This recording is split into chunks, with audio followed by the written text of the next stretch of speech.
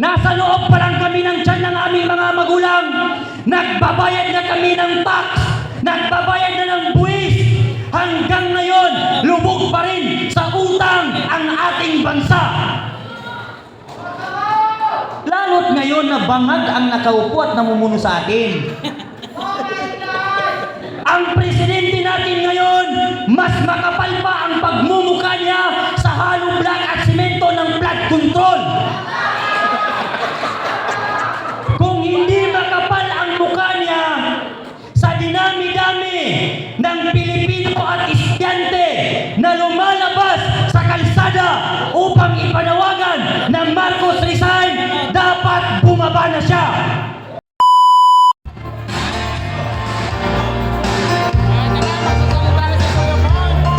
Palakpakan ulit natin. Kuya Boy, Pangawilan. Yan. Magandang gabi sa ating lahat, mga Pilipino!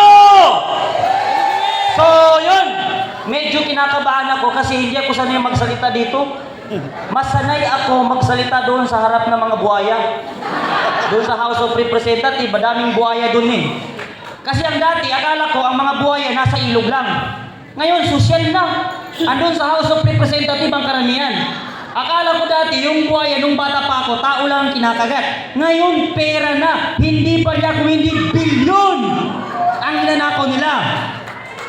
Kaya ngayon, kaming mga kabataan ay nagkikisa at nagkikilahok sa pakikipaglaban kontra korupsyon upang sa gayon, may parating namin sa lahat ng nasa posisyon, sa lahat ng nasa taas, na ang mga kabataan ay pagod na at sawa na sa korupsyon na nangyayari sa ating bansa.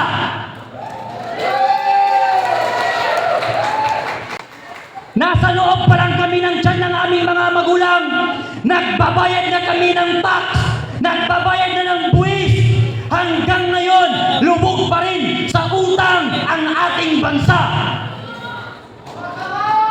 Lalo't ngayon na bangag ang nakaupo at namumuno sa atin. Ang presidente natin ngayon, mas makapal pa ang pagmumukha niya sa hollow block at simento ng flood control. Kung hindi makapal ang mukha niya sa dinami-dami ng Pilipino at estudyante na lumalabas sa kalsada upang ipanawagan ng Marcos resign, dapat bumaba na siya. Ang ating presidente puno ng fake news. Kaya nung pinatawag ako sa CIDG, sabi niya sa akin, kilala mo ba si Atty. Topacio? Sabi ko sa CIDG, oh, kilala ko yun. Sabi niya, saan mo nakilala? Sabi ko sa Facebook, sikat yun eh.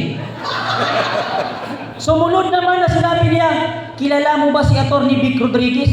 Sabi ko, yes sir, kilala ko rin. Saan mo nakilala? Siya ba ang organizer ng mga rally? Sabi ko, hindi sir. Nakilala ko lang sa Facebook, tumakbong senatorya noong nakaraan eh. Sabi niya ngayon, kung hindi ka pala sabi niya membro o nag-oorganisa sa mga rally, bakit ka nakakapagsalita? Sabi ko, sir, kung gusto mo sumama ka sa rally namin.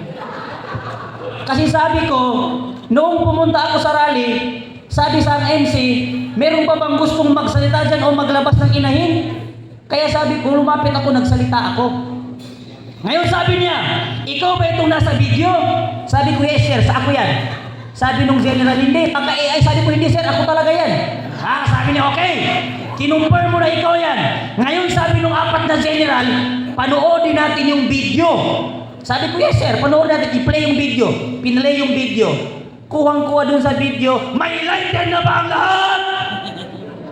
Ngayon sabi niya, ikaw ba yung nagsigaw ng may letter na bang lahat? Sabi ko, yes sir, ako yan. Bakit mo sinabi na may letter na bang lahat? Susunugin niyo ang kung ano-ano dyan? Sabi ko, hindi sir.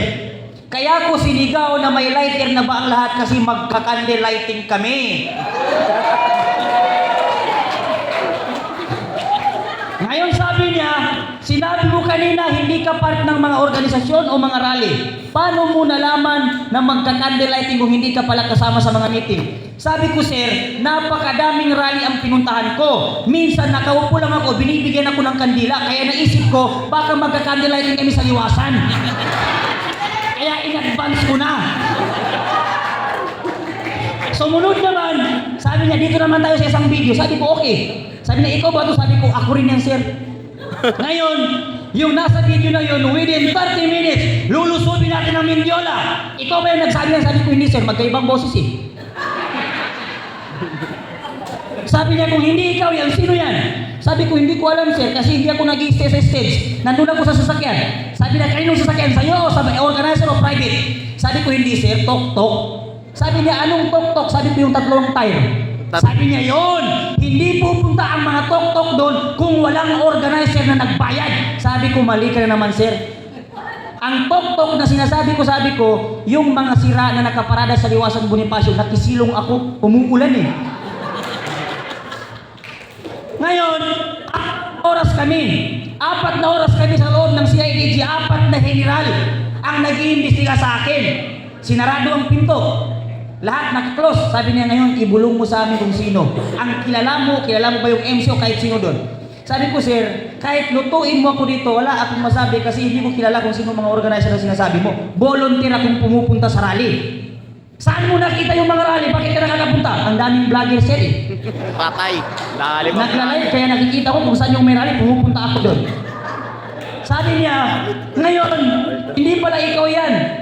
So sino ba sabi niya, yung nagsisigaw na yan, na 30 minutes, lulusubin ng Mindiola. Sabi ko, ispasupina mo ang TV Patrol. Ipatawag mo ang TV Patrol kung gusto mo malaman ng katotohanan. Kasi yan yung nagpalabas ng video. Sabi ko sa kanya, paglabas ko ng CIDG, sinalubong ako ng TV Patrol. Sir, pwede ka ba namin ma-interview? Sabi ko, oo naman pwede. Anong naging reaksyon mo? Anong naging ano mo nung pinadalan ka ng subpina? Sabi ko, gago ka ba? Ikaw ang dahilan kung bakit ako pinasubpina, tapos tanungin mo ako.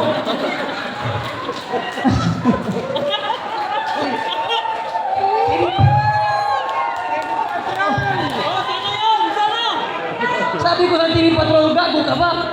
Ikaw yung dahilan kung bakit ako pinasubpina, tapos ngayon tatanungin mo ako kung hindi ako nagulat? Tado sa'yo. Kaya tayo ngayon mga kababayan, sabi ko sa CIDG, kahit 100 truck pa ang subpina na ipadala nila sa bahay namin, handa kaming ipangalandakan at ipagsigawan na Marcos resign at papanagutin ang lahat ng politikong sakot sa nagawan sa ating bansa. Mabuhay tayong mga Pilipino, mabuhay ang hakbang ng maisog, mabuhay! Okay.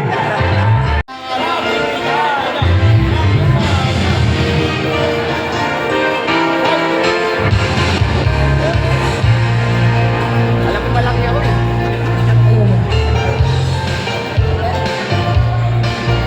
Hello! Wala. Naririnig ba niyo ako dito? Mula Hulo hanggang Apare!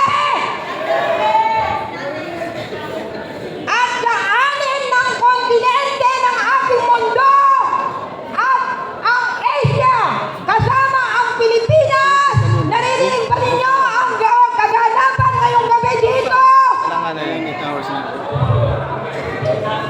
Magandang gabi po sa ating lahat. Ako po ay nagpapasalamat sa inyong lahat na mga nandito ngayon para saksihan ang kaganapan ngayon na launching ng Save the Philippines Coalition. Palakpakan po natin ang ating mga sarili! Today is a gift to each and every one of us. Bakit sinabi kong it's a gift? Because it's not an accident. There is a plan of God sa atin lahat. Kaya nandito tayo para i-represent at ibang sektor ng lipunan dito sa bansang Pilipinas. Ang inyong lingkod ay nandito representing sektor ng urban poor. Alam niyo naman siguro, hindi lingid sa inyong kaalaman, noong taong year 2000,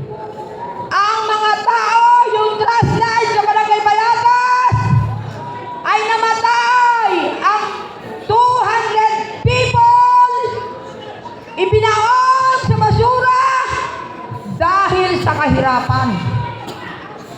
Kaya ang inyong lingkod, inspirasyon ko, ang grupong ito, lalong-lalo na ang maisog.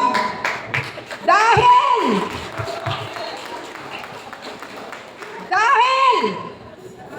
nung pinuntahan ako sa aking bahay, Kami yun. 18 years ako nanungkulan sa Barangay Payatas. Ang sabi ko, retired na ako dyan. Mamamahinga na ako because I am now 70 years old. Ikaw mo na mamahinga, ma'am. Kaya lang, nung pumunta ang isang maisog in the name of Placido Filosofo, Yun. kasama niya ang retired general, si Kapitan Ray Valero. Ang sabi nila sa akin, Kapitana, kailangan ka namin. Anong kailangan niyo sa akin? 70 years old na ako. Doon po nag-umpisa. Doon nag-umpisa ang rally. Nag-umpisa sa Batasang Pambansa. Kami yun. Noong September 15. At doon ay nanalo na tayo. Bakit? Nag-resign si Martin Romualdez. Palakpakan naman natin ang mga sarili. Diba? Kaya, continuous. Magmula noong September 15, September 21, October 12.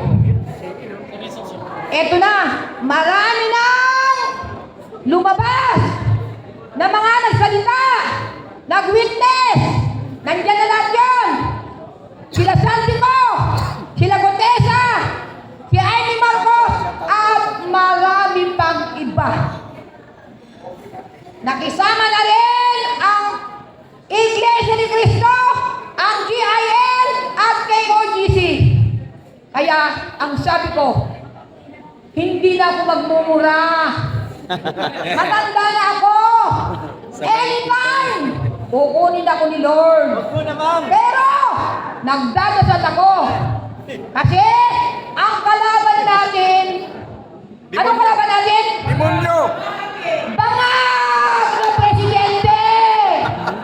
Hindi naniniwala sa Diyos! Yun. Demonyo. Kaya ang tanging dasal ko at hinihikayat ko kayong lahat na mga Pilipino mula hulo hanggang apare at lahat ng mga nandito ng mga leader.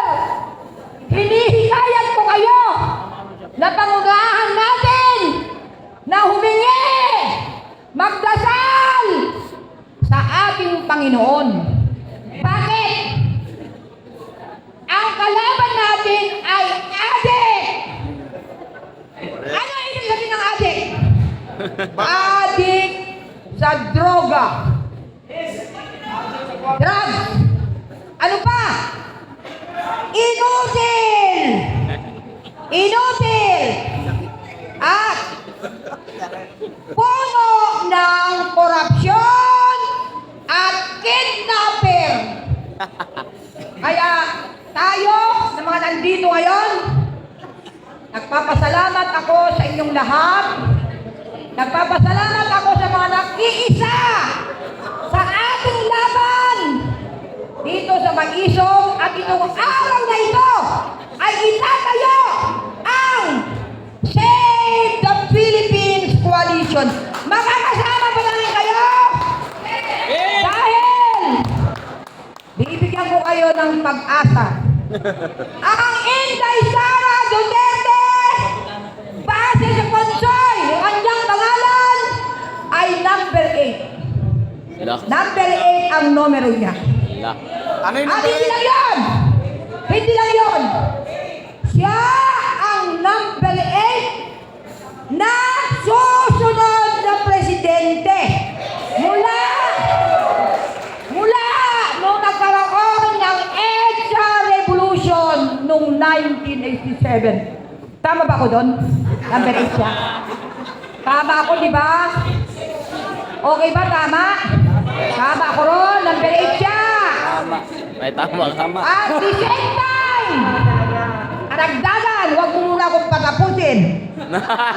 Yari ka. Magmula nung inilunsad ang pag-rally noong September 13 up to November 23.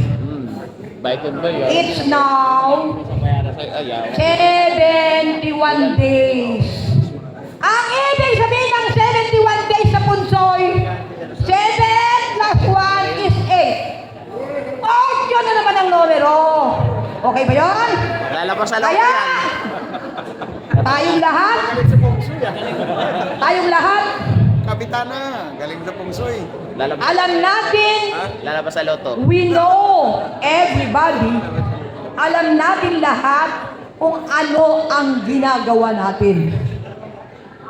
At naniniwala tayo, we believe what we are doing. Correct. At we love what we are doing. But never quit what we are doing. Yun lang po. Maraming salamat at magandang gabi sa inyo lahat. Okay.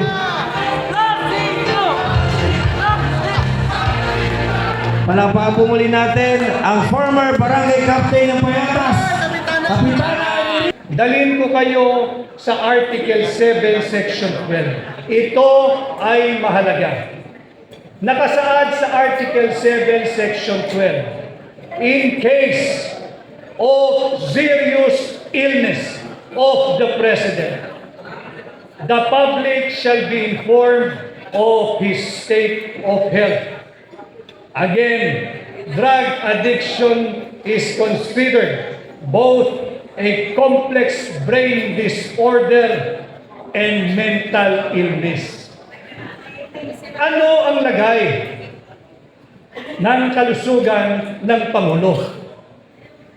May katotohanan ba ang naging testimonya ng kanyang sariling kapatid, nakakatandang kapatid, ng kanyang manang na kanyang ate, na siya ay may problema sa drug addiction? Dapat ba nating paniwalaan na walang basihan ang naging testimonya ng kanyang kapatid? Kamusta ang kanyang mental health? Nasa tamang kaisipan pa ba ang Pangulo? At dapat bang pagtiwalaan ang kanyang mga desisyon, disposisyon at pahayag? Again, these are all legitimate issues and questions that must be answered because we, the Filipino people, are the sovereign power, and as the sovereign power, we have the right to ask, we have the right to an official reply, and we have the right to information on matters of public concern, especially on matters of the state of health of the President. Kaya ho natin binabanggit ito sapagkat ang dami na rin usapin patungkol sa ating independent foreign policy. Kasi nga ho, ang drug addiction ay isang problema sa pag-iisip, mental health issue. Kaninong foreign policy ba ang ating isinusulong? Foreign policy ba at interes ba ng Pilipino o ng ating mga banyagang alyado? Article 18, Section 25, malinaw. Bawal ang anumang base militar, bawal ang anumang tropang militar, bawal ang anumang gamit at pasilidad na militar sa kahit na saang sulok ng ating bansa. Sa ating pagkakaalam, mayroong siyam na deklaradong EDCA sites. Yung deklarado, yung hindi deklarado. Ito ay paglabag sa ating saligang batas. Bakit ito hinahayaan? Again, I bring this up to you in relation to the health especially the mental health of the Commander-in-Chief and his seemingly aggressive stance and war rhetorics against China. Instead of exploring a diplomatic means to diffuse and de-escalate the tension in the South China Sea, tila sinisilaban pa niya. How is his state of health? Is he mentally ill and unfit to continue discharging the mandate of the office of the President? Iiwan ko sa inyo ang katanungang yan. Is he mentally ill and unfit to serve as the Commander-in-Chief? Kaya ko tinatanong yan sa inyo sapagkat sa kabila ng pagsusulong ng mga hilaw na dilaw ng mga kaliwang grupo ng mga kakamping ng ilang elemento sa simbahang Katoliko, hindi pwedeng ibasura ang probisyon ng Article 7, Section 8 na aking babasahin. In case of death, permanent disability, removal from office, or resignation of the President, the Vice President shall become the President to serve the unexpired term.